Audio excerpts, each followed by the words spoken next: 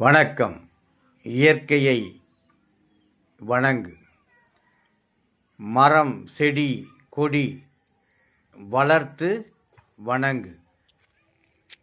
இறைவனை இருகை கூப்பி வணங்கு. இறைவா,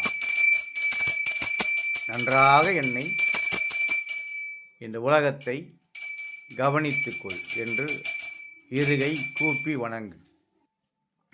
இறைவனும் இயற்கையும் ஒன்று என்பதை மனதிலே ஏற்று தீபத்தை இருகை தொட்டு வணங்கு. ஒளி கொடு என் கண்ணுக்கு என்று சொல்.